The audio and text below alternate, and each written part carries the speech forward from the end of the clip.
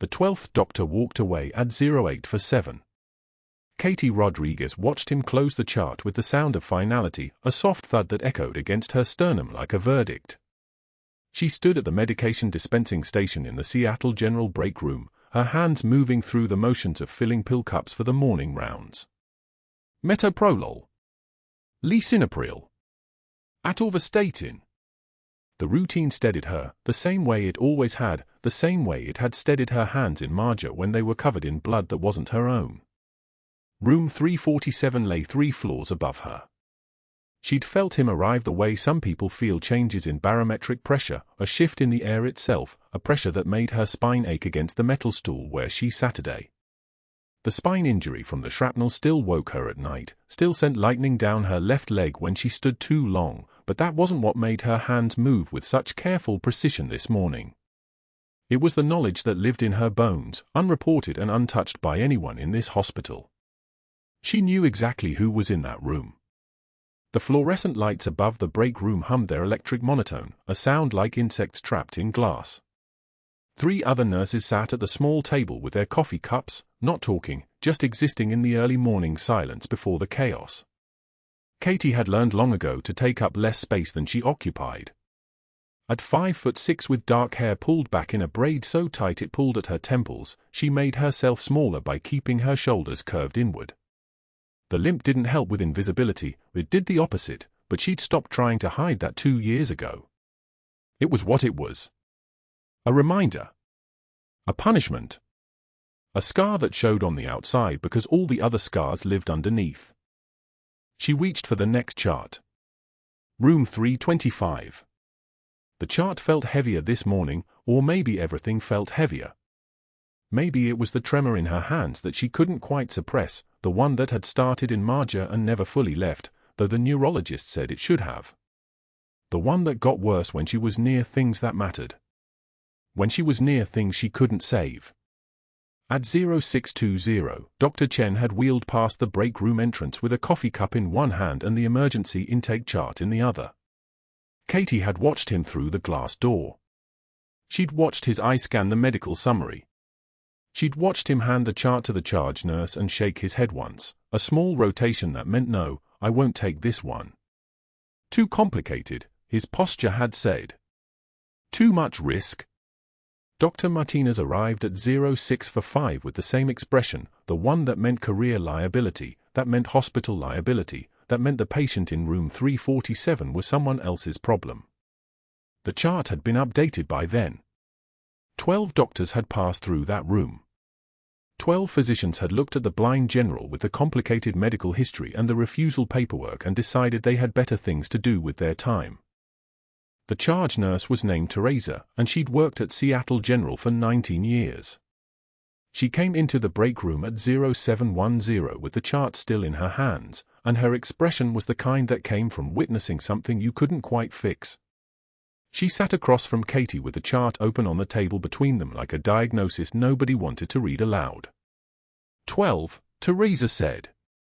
Her voice had the texture of worn leather, something that had been handled too many times. That's a new record. 12 doctors in one morning. Katie didn't look up from the pills she was counting. Metoprolol. Lisinopril. Atorvastatin. Same order. Same rhythm. But her hands had stopped moving, and she hadn't told them to stop. Her hands had their own memory, and they were remembering something from 20 years ago. Chief of Medicine saw the chart at 0700, Teresa continued. Her eyes were on Katie's face now, studying it the way people do when they're trying to figure out what someone's not saying. Dr. Ashford. He walked in, looked at the vitals, read the intake summary, and he spent exactly 30 seconds in that room. 30 seconds, Katie. Then he came back out and told me no one was taking this case. He said, and I'm quoting, he said, let's see who breaks first. The general or his medical team. The pill scattered across the dispenser tray. Katie's hands were shaking harder now, not from fear but from the kind of tremor that came when a body recognized something even when the mind was pretending it didn't. She reached for the pills slowly, gathering them back into their compartments. Her fingers were steady enough by the third count, but Teresa had already seen. Teresa saw everything. His name is General Marcus Webb, Teresa said quietly. Blind Special Forces. Got hit with an IED in Marja 20 years ago during a combat operation. Complications from the original injury, internal adhesions, chronic infection markers, neurological damage. The kind of case that needs someone who understands both combat medicine and civilian protocols. The kind of case that needs someone who's seen the worst and isn't afraid to try. Katie's hands froze around the pill cup for room 325. Marja. The word hung in the break room air like smoke that wouldn't clear. 20 years. Marja. A burning building in Jolin district. A 7-year-old boy whose intestines spilled into her hands while his mother screamed from somewhere beyond the wall of flame. You know him, Teresa said.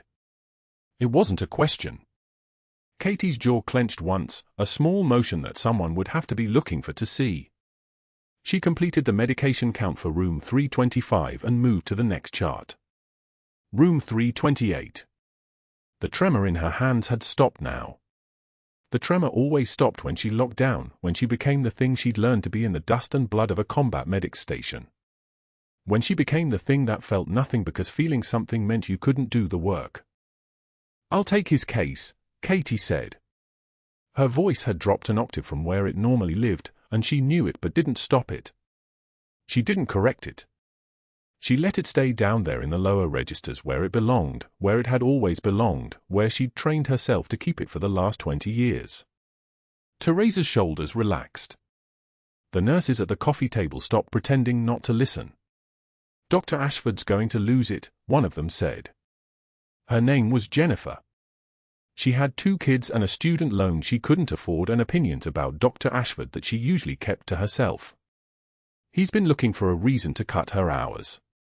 He's been waiting for it, another nurse corrected. This was Sandra, older, meaner, the kind of woman who'd learned early that kindness was a luxury people couldn't afford in hospitals. He sees weakness and he goes for the throat. That new nurse with the limp? He's been watching her like a shark watches blood in the water. Katie finished the medications for room 328. She stood slowly, her left leg registering the shift in weight with a spike of pain that radiated from her hip to her ankle. Nerve damage from the shrapnel. Permanent. She'd made peace with permanent about 15 years ago, somewhere around the time she'd stopped applying to medical school and started accepting that nursing was the closest she'd get to saving lives without a discharge review board deciding whether she'd done it right. She gathered the medication tray for her morning rounds and moved toward the break room door. Dr. Ashford was standing in the hallway outside, his white coat pressed sharp enough to cut with, his tie the color of old money, his expression calculated like someone working through a chess problem. He watched her emerge from the break room, and his eyes tracked the limp with the kind of clinical interest that made her spine feel exposed. Rodriguez. He said her name like it was a diagnosis of something treatable but not worth the effort. I hear you volunteered for the impossible. Katie met his eyes. She didn't flinch. She didn't blink. She let the tremor that wanted to come back stay somewhere far away where it couldn't touch her voice. I heard there was a patient who needed care. 12 physicians reviewed that chart this morning, he said. His voice had the smooth precision of someone who never needed to raise it because people listened anyway. 12 doctors decided he was a liability. You're a nurse. A good one, from what the files show, but good doesn't cure unfixable. Good doesn't change prognosis. Good doesn't save careers. The hallway smelled like antiseptic and the ghost of spilled coffee from the break room. Katie could hear the hospital waking up around them, carts moving, monitors beeping, the overhead paging system clicking to life for the day's announcements. She could hear all of that, but what she was really listening to was the sound of her own breathing, steady and even, the way she'd trained it to be in the years after Marja when breathing was sometimes the only thing she could control. I'll take responsibility for his care, Katie said. If you're asking for someone to take responsibility. Dr. Ashford smiled. It wasn't the kind of smile that reached his eyes. I was hoping you'd say that, he said. He nodded once, a gesture that looked almost like respect if you didn't understand what it actually meant. We'll see how long that conviction lasts once the complications start. I'm very interested to see what happens when you're alone in that room and he's crashing and you have to make decisions that no nurse should have to make. He walked past her toward the stairs, his footsteps echoing off the tile with the rhythm of inevitability. Katie stood in the hallway with the medication tray balanced against her hip, feeling the weight of it the same way she felt the weight of everything else she was carrying. 20 years of silence. 20 years of not speaking the name of a boy she'd pulled from fire. 20 years of pretending that Marja had burned away all the people she used to be, when really it had just buried them underneath layers of scar tissue and professional composure. She turned toward the stairwell that would take her to the 3rd floor. To room 347. To the general. To the boy with sightless eyes who was waiting in a hospital room where nobody wanted to save him, and she was the only person in Seattle General who understood what it meant to refuse that kind of abandonment. The stairs echoed with each step. The limp was worse on the way up.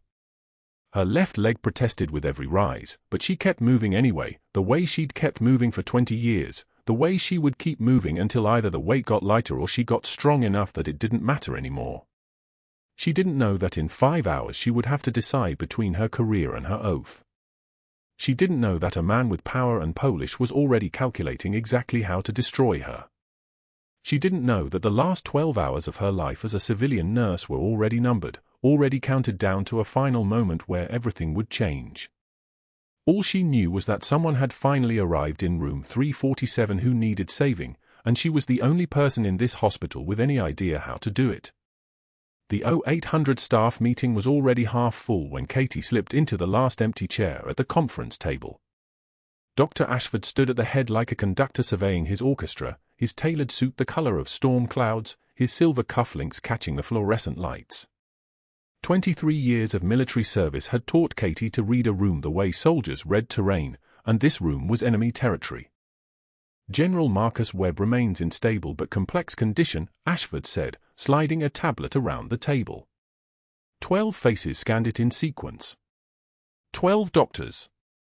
Katie counted them without meaning to, she'd already memorized their refusals from the ER log. Cardiology said no. Neurology declined. Infectious disease, orthopedics, pulmonology, urology, gastroenterology, nephrology, rheumatology, 2 different intensivists, and the hospitalist group had all written the same thing in the margins, *case too complicated for current census.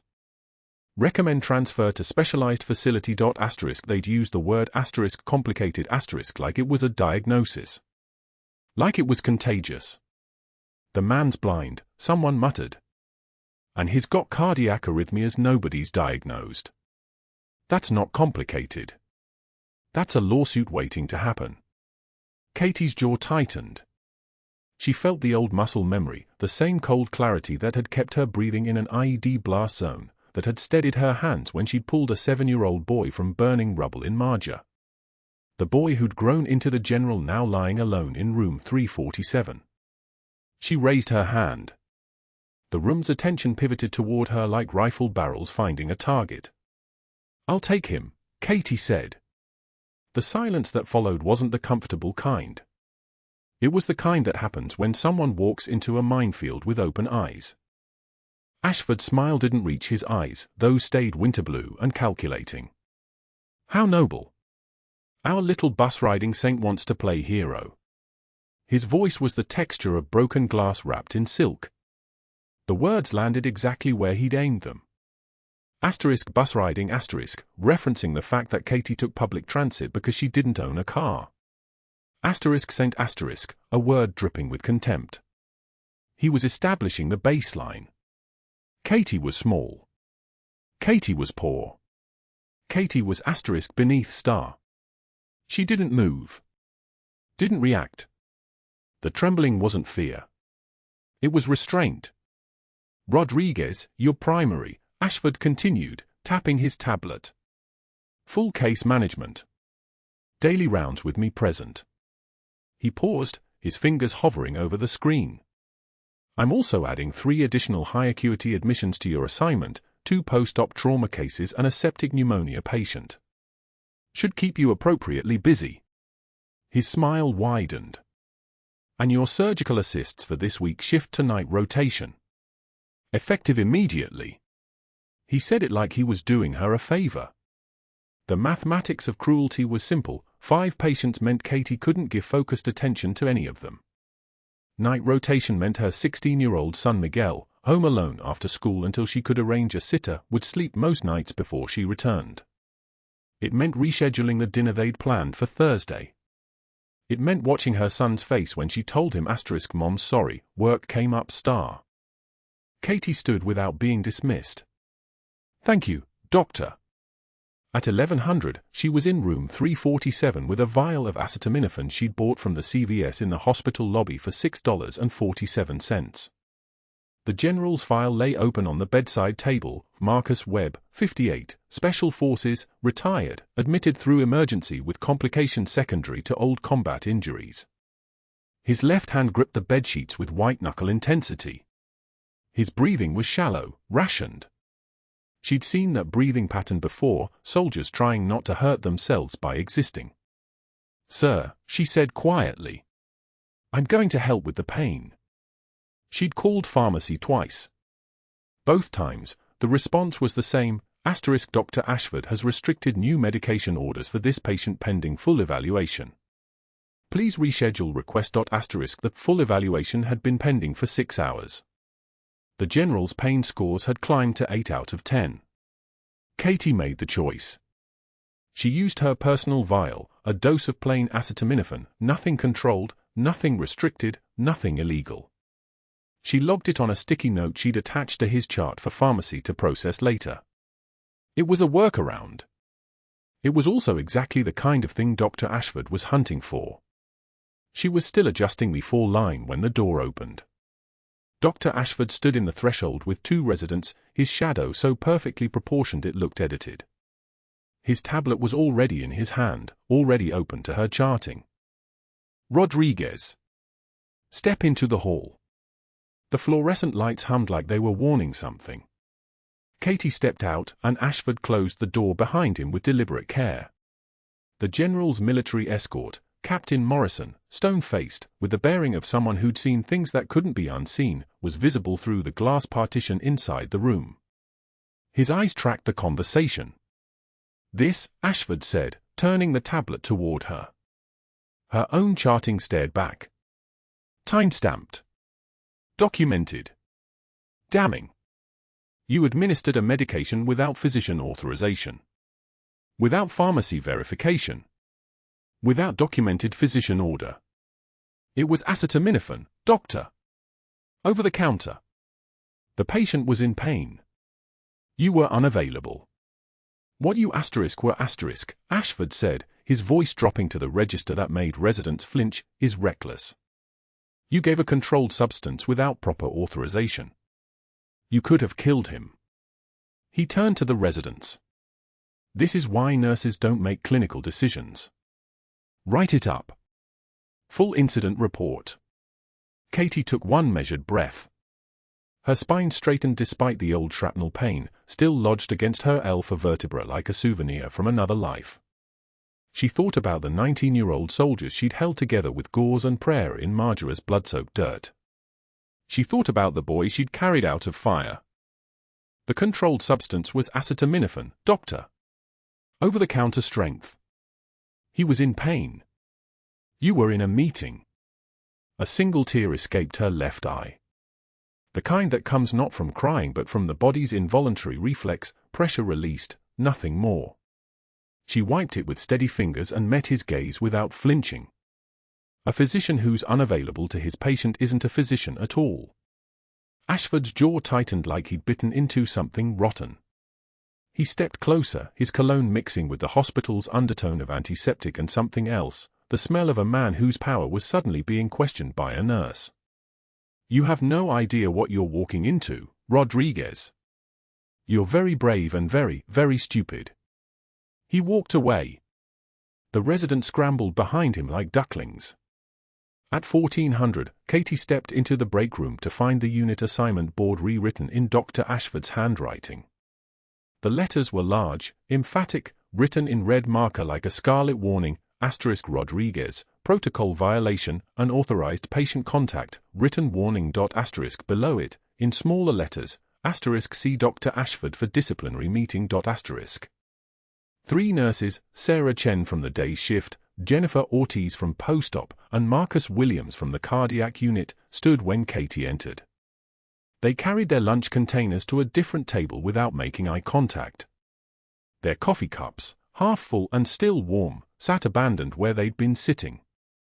The room emptied except for Katie and the flickering TV mounted on the wall, where the noon news was playing footage of water main breaks on the south side. She sat alone. Pulled out her phone. A text from her son, * Mom, why are you on night shift now? I thought we were doing dinner. Katie stared at those words the way soldiers stare at shrapnel in the sand. The weight of small choices adding up. The mathematics of sacrifice. She typed back, * something came up at work. I'm sorry. Tomorrow, * knowing already that tomorrow would find another reason, another excuse, another shift that kept her here instead of home. At 1600, during evening rounds, the team assembled outside room 347. 10 of them, residents, interns, 2 nurses, Ashford moving through like a general inspecting troops. He stopped directly in front of the room, his voice carrying down the corridor to nearby patient areas and the ears of anyone listening. Let's discuss Nurse Rodriguez's case management. He pulled her chart up on the room's monitor with theatrical precision. Her charting shows medication administration without proper documentation. Her vital sign monitoring is intermittent. And her interaction with the patient has been inappropriate, discussing his medical history, asking about his condition, taking on a clinical role that belongs to physicians. Katie stood at the back of the group. Captain Morrison watched from inside the room, his face unreadable, his eyes steady on her. Perhaps you should stick to bedpans, Rodriguez, Ashford said, turning to look at her directly. His smile was a thing with teeth. Leave the complicated cases to people with actual medical degrees. The resident shifted. A junior intern looked down at her shoes. Katie's hands remained at her sides, palms open. Her voice was steady when she spoke, "Yes, doctor." What he didn't know, what no one in that hallway could possibly know, was that she was thinking about the field thoracotomy she'd performed in Marja with a combat knife and borrowed scissors, cracking a soldier's ribs open at 0300 hours to clamp a bleeding aorta. She was thinking about the 19 lives her hands had held together in the dust. She was thinking about the boy with burned skin and no family, carried by her to a medevac helicopter while rounds were still being fired. Ashford's phone buzzed. He glanced at it, his expression shifting, a flicker of something that looked like concern. He excused himself with a terse gesture and walked toward his office, already texting someone, his jaw working like he was chewing on words he couldn't yet say out loud. But that wasn't the worst part. The worst part was when Katie turned to head back to room 347 and found Dr. Ashford's office door open just enough to see him with a woman in a business suit, hospital administration badge visible, passing documents across his desk. Signatures being collected. A conspiracy being written in real time. Katie caught a single phrase before the door closed, *, need this case resolved quietly, *. She kept walking. Kept her breathing even. But the field medic in her recognized the shape of a threat she didn't yet have a name for. At 1900, she began her detailed assessment of the general, starting with cardiac monitoring, watching for the arrhythmias that had sent 12 doctors running. His file showed the refusals listed in order: cardiology, neurology, infectious disease, orthopedics, pulmonology, urology, gastroenterology, nephrology, rheumatology. 2 different intensivists. The hospitalist group. All 12 had the same written conclusion: * case requires specialized facility. * As she checked his vitals, the general's hand moved slightly toward her voice. "You have a medic's touch," he said quietly. Light but certain. "Where do you serve?" Katie's hands paused on the blood pressure cuff. The room seemed to contract around that single question. "I didn't, sir." Just a nurse. But her fingers found the faded unit patch sewn inside her jacket lining, the one he'd pressed into her palm the day she'd carried him to the helicopter. The one she'd never removed in 17 years. At 2015, his fever spiked from 101.8 to 102.3, and his heart rhythm began showing premature ventricular contractions, early warning signs of something serious, something that needed intervention before it became critical. Katie paged Dr. Ashford. No response. She paged again. Silence. She ordered labs on the standing protocols Ashford had approved.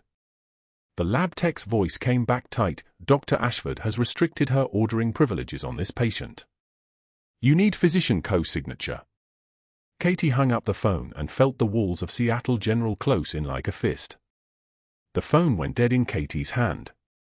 She stood in the corridor outside room 347, the receiver still pressed against her ear like she might hear Dr. Ashford's voice crawl back through the line.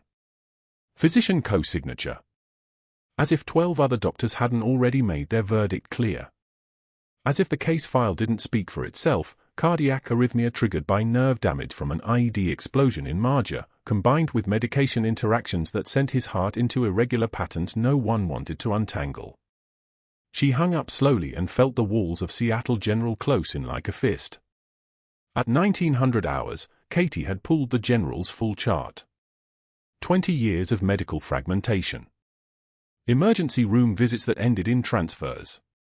Specialists who'd looked at the complexity of his case, the blind veteran, the nerve damage, the arrhythmia, the infection markers climbing in his blood, and found reasons to say no. 12 of them. She'd counted. She remembered each name on the consult requests, each one with a rejection note that got progressively more clinical in its coldness. One had written, patient unsuitable for acute intervention protocols. Another, recommend palliative care consideration. The 12th, Dr. Graves from cardiology, had simply written, not our service, and never came down to the room at all. But Katie had read past the rejections. She'd studied the baseline EKG strips from his admit. The General's heart was irregular, yes, atrial fibrillation with rapid ventricular response, HR running 110 to 130 at rest. His oxygen saturation had dipped to 88% when they brought him in. But that wasn't a death sentence. That was a puzzle. And puzzles had solutions if you were willing to sit with them long enough.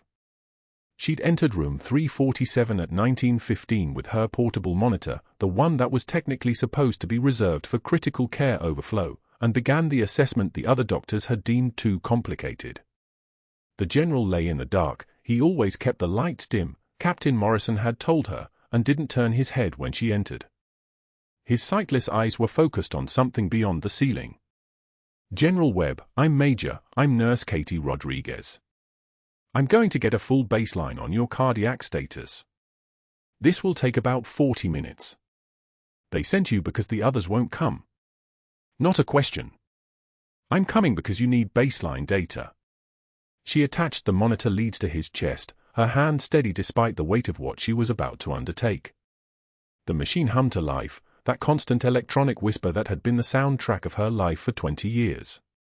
Your file shows 12 physicians declined your case. That tells me they didn't understand the variables. Let me understand them. She worked through the numbers. His ejection fraction was reduced, only 35%, borderline for acute intervention, but not catastrophic. The arrhythmia pattern showed atrial fibrillation with a rapid ventricular response, likely triggered by the nerve damage from the explosion. The infection markers were elevated, WBC 11,200, lactate 2.1. Not septic, but moving in that direction. The medication list was a disaster, 2 beta blockers stacked, an ACE inhibitor that was contraindicated with his current kidney function, an antibiotic that didn't play well with his heart rhythm medications. Your medication interactions are causing this, Katie said, reading the list aloud. Your team tried to treat each problem separately without seeing them as one system. You're not too complicated. You're just being treated like 12 different patients instead of one person. The General's jaw tightened. How long have you been a nurse? Long enough to know what I'm looking at. She checked his 4, confirmed it was patent, and began the stabilization sequence. I'm starting you on a controlled beta-blocker reduction and a single antiarrhythmic agent. 75 mg of amiodarone 4, slow push. Then we establish monitoring every 15 minutes for the next 4 hours. And if this doesn't work? Katie's hands moved with the precision she'd learned in a desert with no backup, no hospital, no second chances. Then we escalate. But this will work. At 21:45, the general's heart rhythm had stabilized into normal sinus rhythm. His oxygen saturation climbed to 94%. His heart rate settled at 82, solid and regular, like it had finally been given permission to behave like a normal heart.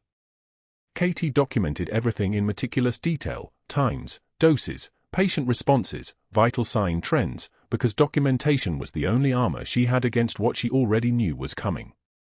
It came at 2300 when Drive Ashford appeared in room 347 with his face wearing the expression of a man who had been proven wrong about something that mattered to him. "Step outside, Rodriguez." Not a request. Not even using her title. Just a command delivered in his voice like a tank idling in a garage. She finished checking the 4 drip rate, made a note in the chart, and met him in the corridor with her composure locked down tight as a submarine hatch. "What you did here violates 3 separate hospital protocols," he said, his voice low enough that Captain Morrison, who stood 20 feet away, couldn't hear. "You administered medication without attending physician authorization. You utilized critical care equipment outside your assigned unit. And you performed what amounts to cardiac management that is outside the scope of an RN without additional certification." Katie's jaw clenched. She didn't respond. She'd learned in Marja that sometimes the most powerful thing you could do was refuse to defend yourself. "The general is stable now because of luck and because he responded well to basic intervention," Ashford continued. "Not because of your competence. Effective immediately, your access to this patient is restricted. 2 nurses from ICU are being reassigned to split his care in 4-hour rotations. You are being moved to pediatric overflow on the opposite wing. You'll manage pneumonia cases and minor respiratory complaints. That is your new assignment, Rodriguez." The words landed exactly as intended. The reassignment wasn't punishment, it was isolation. The pediatric wing was 15 minutes walk from room 347. If something changed, if his condition deteriorated in that critical window before stabilization fully set, she would be too far away. And Ashford knew it. "I'm documenting this decision and your protocol violations for the board review Monday morning," he said. "One more incident, and I'll have your license flagged with the state nursing board. Do you understand?" "Understood," Katie said. Flat. No emotion. No argument. No anger that would give him the satisfaction of knowing he'd scored a hit. She returned to room 347, transferred the general's care to one of the ICU nurses, a good nurse, competent, but someone who'd never spent a night holding a 17-year-old's intestines inside his body while returning fire, and collected her assignment folder from the unit desk. The pediatric overflow wing. That was where they moved nurses they wanted invisible. At 23:30, Katie stood at the supply station in pediatrics, restocking for trays for the morning shift, when Captain Morrison appeared beside her like a ghost materialized from smoke. "The general asked for you specifically," Morrison said. His voice was barely audible, pitched just for her. "Before he went to sleep. He said you remind him of someone." Katie's hands didn't pause. She aligned the 4 catheters with military precision. "Tell him I'm taking care of his transition. That's what matters." That's not what he meant. Morrison waited, watching her face in profile. "He said you move like someone who's seen what war does to people. That you don't flinch when you touch him. That you don't pity him." Morrison paused. "He said you move like someone who's held people together with nothing but discipline and hands that know how." Katie's fingers stilled for one breath. Then resumed their work. "Tell the general to focus on stabilization," she said. "Everything else is noise." But Morrison had already turned to leave, and when he did, she heard the sound of his boots on tile, a military cadence, precise and measured, and something in her chest tightened in a way that had nothing to do with the case, nothing to do with Ashford, nothing to do with anything except the fact that the general was alive and asking for her, and she was being removed from the room where he lay in the dark. The rest of her shift passed in a blur of pediatric assessments. A 6-year-old with pneumonia, her O2 sat was 91%, correctable, a standard treatment plan that required no thought. 2 fever cases. 1 child post-tonsillectomy with minor bleeding she managed in 10 minutes with ice chips and gravity. The work was easy. The work was mindless. The work kept her moving so she wouldn't think about room 347, about the general stable heart rhythm, about the critical window between now and dawn when things could change. At 0015, her phone vibrated. A code page from the ICU, a different wing, not her assignment. She stared at the message and made a decision that felt like stepping off a cliff. She didn't respond. She turned the phone face down and continued charting her pneumonia case, her jaw clenched so tight it felt like her teeth might crack. 12 minutes later, at 0027, a nurse appeared in pediatrics that Katie had never seen before. Young, panicked, breathing hard. "Katie Rodriguez," the nurse asked. "Your patient in 347 is coding. They can't find his assigned nurses. Someone called it into the ER and they're saying they need anyone trained in trauma response." Katie was already moving, her chair scraping backward with a sound like breaking glass. She'd known. Somewhere in the part of her brain that still belonged to Marja, she'd been waiting for this. The hospital corridors blurred as she ran. Her limp was more pronounced after 12 hours on her feet, the shrapnel pain shooting up her spine like lightning, but she didn't slow. She didn't acknowledge it. She focused on the way hospital floors were marked, blue line for ICU, yellow line for emergency, and she was running against the yellow line now, moving away from pediatrics toward the main cardiac unit. She reached room 347 at 0031 and saw the chaos that no one had expected. The general was in VFib, his heart fluttering like a bird dying in its cage. 2 residents stood frozen beside his bed, medical students, not physicians, probably covering the floor overnight when Ashford had stripped her access, and neither of them had opened the crash cart. Captain Morrison was performing chest compressions with the mechanical precision of a soldier who'd been trained in combat first aid, but no medical training. His compressions were too hard, uneven rhythm, potentially breaking ribs. "Resume compressions but check your depth," Katie said, her voice dropping into the tone she'd used in Marja when the radio was out and she was the only one calling orders. The timid nurse was gone. Someone charged the defib to 200. "Where is Dr. Ashford?" No one answered. No one moved toward the phone. Katie took over Morrison's position, her hands finding the landmark, third intercostal space, midclavicular line, and began effective compressions, counting the rhythm aloud. 1 resident finally opened the crash cart with shaking hands. The defibrillator took 40 seconds to charge. Katie delivered the first shock at 0033. Nothing. The monitor showed continued VFib. Second shock at 0034. Flat line. The worst response. His heart wasn't even trying. She continued compressions without pausing, counting off loud enough for everyone to hear. 75 milligrams epinephrine 4, push. One of the residents injected it into the port. "Where is the attending cardiologist?"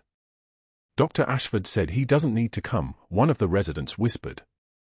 "He said to call it after 5 minutes if there's no change." Katie didn't respond. She delivered the third defibrillation at 0036. Still nothing. At 0036:30, the monitor spiked with activity, then flatlined again. The general's chest wouldn't restart. For rounds of epinephrine pumping through his veins and his heart was refusing to remember how to beat. But Katie could see the pattern now. The monitor showed her what the puzzle was. Not primary cardiac failure. Cardiac tamponade. Blood filling the pericardial sac around his heart, compressing it, crushing it, making every compression, every drug, every shock meaningless because the problem wasn't electrical or chemical. It was mechanical. The sac around his heart was full of blood, and until that was drained, his heart couldn't work. It was the same pattern she'd seen in Marja when the IED had fragmented through a kid's sternum. That kid had made it 48 seconds before she lost him. The general had 90 seconds left before irreversible brain damage. Maybe less. She looked at the sterile tray left from an earlier dressing change. The scalpel sat there like an option, like a choice, like a door opening to the only hallway that led anywhere. Her hands remembered Marja. They remembered a burning compound at Sanjin Valley and a 19-year-old radio operator with a collapsed lung and no surgical unit for 40 miles. They remembered the procedure she'd learned from a combat surgeon on a single deployment, the emergency thoracotomy, the field surgery no one wanted to teach her but she'd watched until the pattern lived in her muscle memory. She grabbed the scalpel. "I'm acting under combat necessity protocols," she said, and her voice had no request in it anymore, no apology, no timidity. It was the voice of a major in Special Forces telling soldiers what would happen next. "Get Dr. Ashford here now. And someone document that I'm performing an emergency thoracotomy. Someone document everything." The resident stared. "What protocols?" one of them whispered. Katie made the first incision at 0037, her hands moving with precision 20 years old, muscle memory from blood-soaked dirt and burning vehicles and the kind of dark that came before dawn in war zones. She cut along the left fifth intercostal space, between the ribs, and the rubber glove snapped with each movement as her fingers worked through the chest wall. "Special Forces Field Medicine," she said, her hands not trembling, not hesitating, moving like someone who'd already survived worse than this. "Open his chest." The overhead pager crackled at 0200. "Code Blue, room 347. Code Blue, room 347. Katie was standing in pediatrics, checking a 4-year-old's full line, when the words hit her spine like electric current. Her hand stilled. "Room 347. General Webb." She moved without decision-making, her body already in motion while her mind caught up.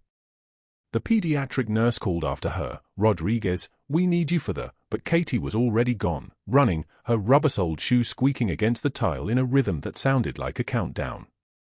The ICU corridor was chaos dressed as protocol. 2 residents stood frozen outside room 347, their faces pale as medical students who'd never seen a real arrest. The crash cart sat abandoned in the hallway like an accusation. No nurses. No attending. Just the sound of the monitor screaming its flatline song through the open door. Katie moved past them without a word. Muscle memory took over. She'd been here before, not in this room, but in sand that still lived in her nightmares, with a boy who was now a general, his chest open to the sky and his heart barely beating. Inside room 347, the general lay motionless. The ventilator hissed its mechanical rhythm. The defibrillator pads had already been tried 3 times, the burn marks visible on his sternum. His pupils were fixed. Brain death was minutes away if she did nothing. Seconds. Katie grabbed a sterile pack from the crash cart. Her hands didn't shake. They moved with the precision of muscle memory, the same hands that had held a 7-year-old boy together in Marja while rounds flew overhead like angry wasps. The scalpel was in her palm before she'd consciously reached for it, a curved blade, surgical grade, sharper than doubt. "I'm performing an emergency thoracotomy," she said to the empty room. To the residents watching from the doorway. To the monitor that kept screaming. To God, if he was listening. She counted the ribs by feel. 5th intercostal space. Between the 5th and 6th ribs, she made the incision, clean, decisive, a line of red opening like a mouth gasping. Blood welled up and spilled across her hands. She opened the ribs wider, spreading tissue, her jaw clenched against the smell of copper and exposed muscle. The pericardium was in front of her now, the sac around the general's heart. She could see the problem immediately, fluid, dark and viscous, compressing the heart against its own chambers. Cardiac tamponade.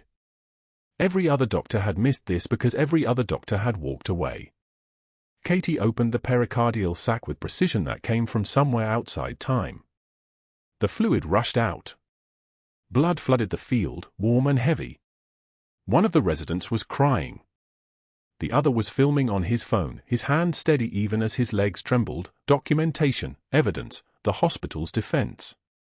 And there it was, the general's heart, compressed and struggling, now released from pressure. Katie's hand found his ventricle and began to massage, her fingers working with the rhythm of prayer and combat training intertwined. The monitor kept its flatline song for 3 more seconds. Then a blip. Then another. At 0041, sinus rhythm appeared on the monitor. Weak. But real. The general's heart was beating again, finding its own rhythm, remembering how to live. Katie was closing the incision when the door exploded inward.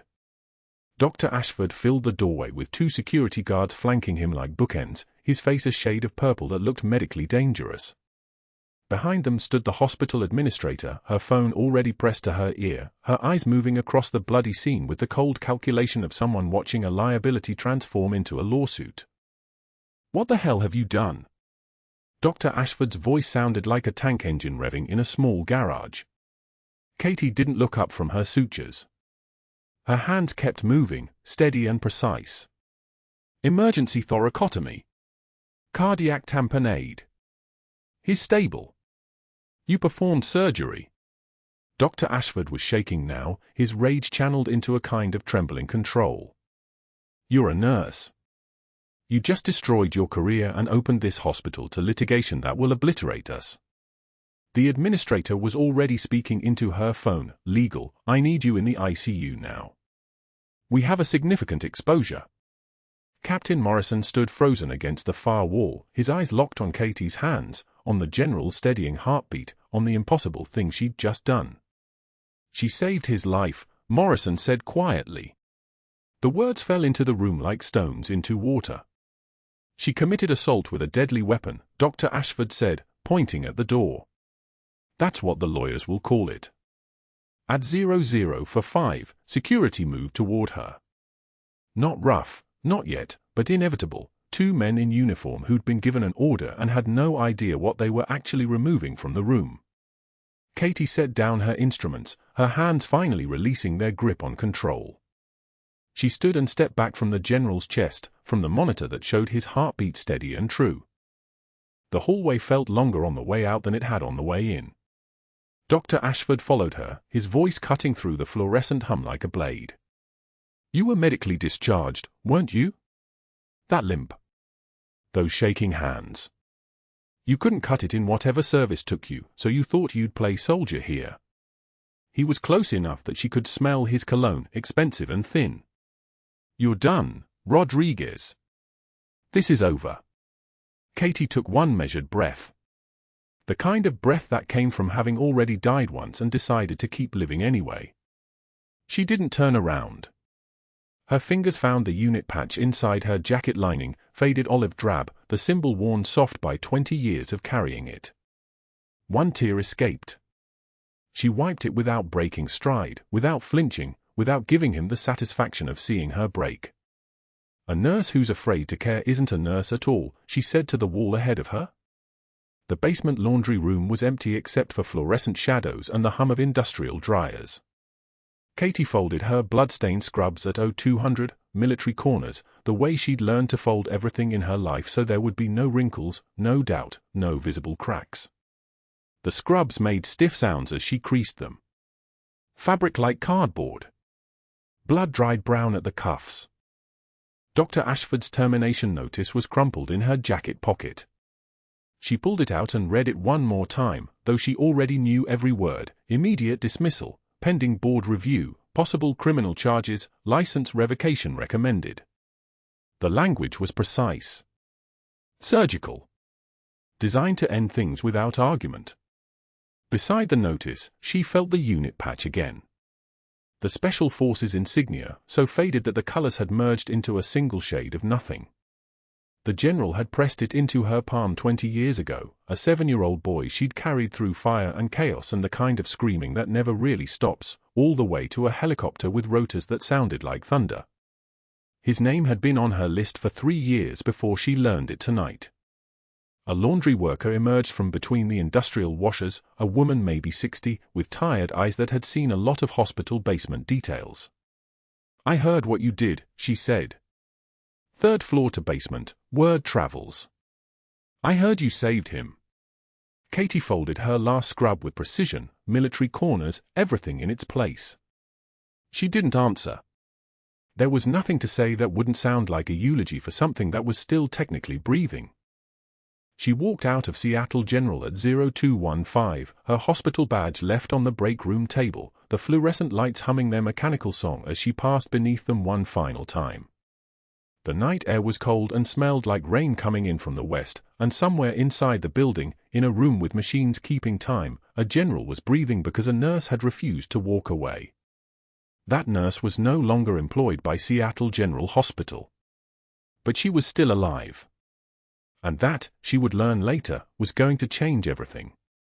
The hospital board convened at 0800 Monday in the main conference room on the 5th floor. Rain hammered against the windows like a fist demanding entry. Katie sat at the long mahogany table, hands folded, wearing the same scrub she'd been fired in because she owned nothing else professional. Dr. Ashford occupied the opposite end, flanked by 2 hospital administrators and a stack of documentation he'd methodically assembled over the weekend. His case was constructed like a blueprint for her destruction: unauthorized medication administration, scope of practice violations, emergency procedures performed without supervision, direct insubordination to the chief of medicine. The fluorescent lights cast everything in surgical white. Everything felt sterile and final. Then the conference room doors burst open. Miguel stood there, 16 years old, his frame filling the doorway. He wore the dress shirt Katie had ironed for him 3 days ago when she thought she'd have a job to support his future. In his trembling hand sat a shadow box made of glass and dark wood. He walked forward without speaking, his boots striking the tile with a cadence that made Dr. Ashford's jaw tighten. Miguel placed the box on the polished table between Katie and the board chair. Inside, arranged on navy velvet, lay 4 medals. A silver star caught the overhead light first, its ribbon striped white, blue, white. Then 2 bronze stars in descending order. Finally, 2 purple hearts, their ribbon wounds evident even behind the glass. The room went so quiet you could hear the rain. Dr. Ashford's color shifted. Not red. White. The kind of white that comes when all the blood retreats inward. His hand moved toward the documentation stack, then stopped. Katie didn't look at the medals. She looked at her son.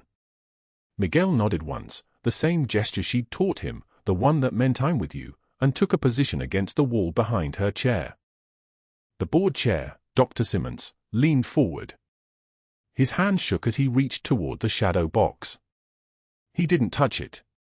Before he could speak, the speakerphone on the conference table chimed. The administrative assistant had transferred a call. A voice came through, gravelly, precise, carrying the weight of command authority that filled the room like pressure at depth. "This is Admiral Chen, Commander of Naval Special Warfare. I'm calling regarding Major Katie Rodriguez." The word major hung in the air like a weapon placed on the table. "I need to make several things clear before this meeting proceeds. Major Rodriguez served under my command in Marja, Helmand Province. She was attached to 3rd Battalion, 5th Marines as a Special Forces combat medic. Her call sign was Angel Actual. During her deployment, she performed emergency medical procedures under fire that saved 17 lives. She trained for consecutive classes of combat medics in field trauma protocols. She earned her Silver Star and Bronze Stars not through administrative service, but through direct action in defense of American personnel." Dr. Ashford's hand moved to his throat. Admiral Chen continued without pause, his voice moving with the precision of a briefing given to the Pentagon. "What you're holding, Dr. Simmons, are medals awarded for heroism in combat. Heroism. Not protocol violations. Not scope creep. The question before your board is whether Major Rodriguez should be fired for saving General Marcus Webb's life using the only tools available to her, her training, her clear-headedness, and her willingness to act when 12 physicians refused to." The board chair reached for the documentation. His fingers trembled as he lifted the top page. It was a military service record, heavily redacted. Black lines obscured entire operations, entire locations, entire sections of her career. Simmons read aloud, Major Katie Rodriguez, 3rd Special Forces Group, Security Clearance Bravo 7, Major Operations Theater, 143 combat missions, 17 lives saved, for training cycles completed, 2 Purple Hearts awarded for wounds sustained in active duty, 1 Silver Star for valor under direct fire. He paused. His eyes widened. He turned the page. More redactions. More operations. More classified missions. This says here you were wounded twice. Severe spinal trauma. How are you standing? Katie's voice was quiet. I'm sitting, Doctor. The conference room doors opened again. This time General Marcus Webb entered in a wheelchair, his military escort, Captain Morrison, guiding him through. The general's sightless eyes moved toward the sound of Katie's voice with the precision of sonar tracking a target. He wasn't in uniform. He wore civilian clothes that hung loosely on his frame. But his bearing remained that of a man who'd commanded men under fire. His presence altered the room's air pressure. The escort moved him to the table, positioned him directly across from Dr. Ashford. The general spoke without introduction. When I was 7 years old, I was trapped in a burning building in Marja. The building was hit during crossfire. My family had already been evacuated. I was alone. I was covered in blood that wasn't all mine. I couldn't see, the smoke, the dust, the heat, everything was black. His sightless eyes remained aimed at Katie. A woman in a combat uniform came through that fire. She didn't hesitate. She didn't calculate risk. She carried me out. When the medevac helicopter came, she pressed something into my hand. A small patch. She told me to keep it. To remember that someone was watching over me. I kept that patch for 20 years. I learned to navigate a world without sight because someone taught me that quiet strength was the only kind that mattered. The general's voice dropped lower. Dangerous. 6 years ago, I became a general officer. I retained my clearance. I saw her name in a medical facility report. I knew who she was. And when I arrived at Seattle General, collapsed and abandoned by 12 doctors, I recognized that same strength in the way she moved. She held my intestines inside my body with one hand while she returned fire with the other. She was 23 years old when she saved my life the first time. He turned his head toward Dr. Ashford. How many times will one woman have to save you? Dr. Ashford stood. His chair scraped backward with violence. This is a travesty. I made clinical decisions based on patient safety and resource allocation. I had no idea. Admiral Chen's voice cut through the speakerphone. You had every idea, Doctor. The Inspector General's office has completed a preliminary investigation into your medical decision-making over the past 18 months. We've documented 14 instances where you removed veteran medical staff from patient care assignments and replaced them with physicians connected to Medtrek Solutions Incorporated, a supply company in which you hold a 13% stake. We've documented equipment contracts that cost 47% more than market standard rates. We've reviewed your communications with the supply company representative, a Ms. Victoria Hastings, who disappeared Friday evening. We're not investigating your clinical competence, Doctor. We're investigating your financial crimes. The speakerphone disconnected. The silence that followed was so complete the rain outside seemed louder. Dr. Ashford's mouth opened. Closed. His documentation stack suddenly looked like evidence, not justification. The hospital's legal counsel arrived at 0945, moving with the grim efficiency of a woman preparing for litigation. Security footage played on the conference room screen. Timestamps in the corner. 2,315 hours, Dr. Ashford receiving pages from Katie. 2,317 hours, Dr. Ashford deleting the pages without response. 2,320 hours, Dr. Ashford instructing 2 ICU nurses to remain in the pediatric wing and maintain distance from room 347. 2,325 hours, Dr. Ashford sending a message to an unidentified number, the supply company contact, they would learn later, requesting confirmation on the evening's deliverables.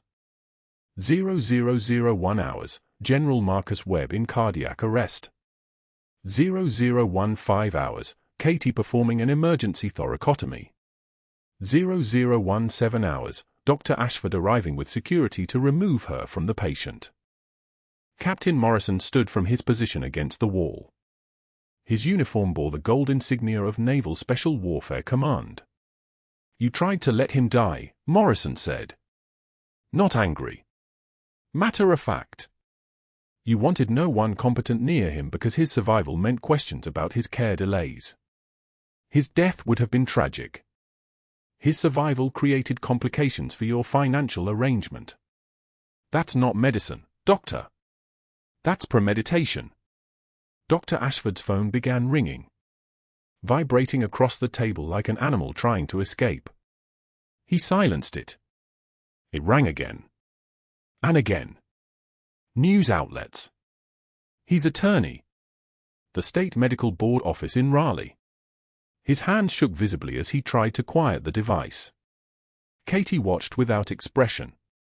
Miguel watched from the wall, his hands clenched into fists. The general sat motionless, his sightless eyes aimed like weapons. The hospital's legal counsel placed a document on the table in front of Dr. Ashford. Your employment is terminated effective immediately. We're recommending the medical board suspend your license pending investigation. The Department of Justice will contact you within 48 hours regarding the financial crimes investigation. You'll be escorted from the building. Dr. Ashford made one final attempt, his voice cracking like breaking ice. You're destroying my career over this woman's vigilante medicine. She performed surgery without authorization. That's still illegal. Dr. Simmons stood. She performed emergency medicine under combat protocols that saved a patient you abandoned. Major Rodriguez, we're offering you full reinstatement, back pay covering the past 6 months, and a formal apology to be placed in your personnel file. He paused. We'd also like you to establish new protocols for veteran patient care. We failed you. We failed the general. We won't fail the next one. Katie remained seated. Her voice when she spoke was quiet, controlled, carrying the weight of someone who'd already survived the worst thing that could happen to her and found it survivable. I appreciate that, Dr. Simmons. But I can't work somewhere that needed my son to bring my medals before you'd listen. That tells me something about the foundation here. And I can't rebuild on that. She stood slowly. Miguel moved to her side immediately. Together, they walked toward the conference room doors. Behind them, security moved toward Dr. Ashford with the efficiency of men removing an obstruction. At 1,400 hours, Katie and Miguel walked through Seattle General's lobby toward the exit. The afternoon light was beginning to break through the rain clouds. Behind them, Dr. Ashford was escorted out a different entrance. His office was already being cleared. His name was already being removed from the building directory. His reputation, constructed over 20 years of careful networking and medical credentials, was being dismantled in real time by the weight of his own choices. Katie's phone rang at 15:30. A DC area code. Department of Veterans Affairs. A woman's voice, professional and warm. Major Rodriguez, we've been following your situation. The care you provided to General Webb represents exactly what we need in our trauma services network. We'd like to offer you a position as Regional Director of Trauma Services for the Southeast. You'd oversee care for veterans across 5 states. Your combat medical training combined with your civilian nursing experience gives you unique qualifications that frankly don't exist anywhere else in our system. Katie looked at Miguel. He nodded. She'd already decided, but she let the moment sit for a breath. I need to think about it. But she was already smiling. 6 months later, Katie walked past Seattle General's main entrance wearing a suit, charcoal gray, professional, the kind of armor that came with institutional authority. A VA regional director badge was clipped to her briefcase. She was here to establish new protocols for identifying and treating combat trauma in civilian hospital settings, training the staff on the specific medical and psychological signatures of Special Forces injuries. The rain from 6 months ago had become distant memory. The autumn sun cast long shadows across the parking lot. At the evening shift change, Katie walked past the security checkpoint at the night entrance. She saw him immediately. Dr. Ashford in a security guard uniform, the kind with the blue polo shirt and the name tag that read nothing but a number. His medical license suspended. His contracts voided. His reputation dismantled by the Inspector General's 74-page report that detailed 18 months of financial crimes. He saw Katie and looked away immediately. She didn't stop. She didn't nod. She simply continued walking, her trajectory now unmistakable, from fired nurse to VA regional director, the full measure of her service finally recognized by the people who actually mattered. At 1900 hours, Katie visited room 347.